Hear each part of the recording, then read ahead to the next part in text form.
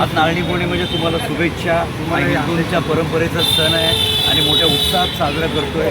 आज जरी आपण नारळ फोडतोय तर मला वाटतं या महाराष्ट्रातल्या या देशामध्ये महागाईचा नारळ कधी फुटेल तो पण सगळ्यांना प्रश्नच पडला आहे. पण आज तुम्हाला नारळ पौर्णिमेबद्दल काय वाटतंय?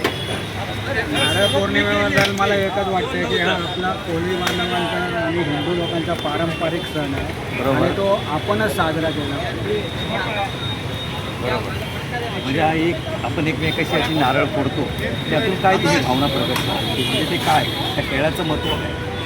खेळाचं महत्त्व म्हणजे काय, आता हे वर्षानुवर्ष हा कोळी बांधवांचा सण आहे. त्या दिवशी दर्यासागराला सोन्याचा नारळ अर्पण करून कोळी बांधव परत त्यांचा मच्छीमारीचा बरोबर व्यवसाय चालू बरोबर. करतात. म्हणजे आज खऱ्या अर्थानं कोळी बांधव हा जरी नारळ श्रीफळ असला तरी ते त्यांची संस्कृती जपण्यासाठी सोन्याचा नारळ दर्याला अर्पण करून खऱ्या अर्थानं आज मच्छीमारीला सुरुवात होतो. बरोबर.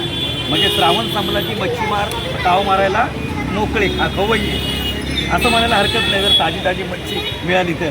अजून काय सांगू शकाल तुम्ही नारळ पौर्णिमेबद्दल या नारळी पौर्णिमेबद्दल? मला एवढं जास्त काय माहिती नाही, पण हा आपला सण असल्यामुळे हा आपण बस बस म्हणजे दादांना थोडक्यात म्हणायचं आहे जपायची. गेली अनेक वर्ष दादा ह्या आता नारळाची विक्री करतायत. या काळा चौकी विभागामध्ये हे नारळवाले फेमस आहेत. फेमस नारळवाले आहेत. आणि आज ते नारळी पौर्णिमेच्या निमित्ताने इथे बसलेले आहेत. त्यांचे अनेक नारळाचे व्यवसाय आहेत आणि गेली मला वाटतं 30 ते 40 वर्ष नारळाचा हा विक्रीचा व्यवसाय करतात. दादा किती वर्ष करताय? किती वर्ष? आम्ही 25 वर्ष झाले धंदा करतो नारळाचा. आणि जास्तीत जास्त किती नारळ फोडण्याचा विक्रम वगैरे काय आहे? 4,000 नारळ फोडतो.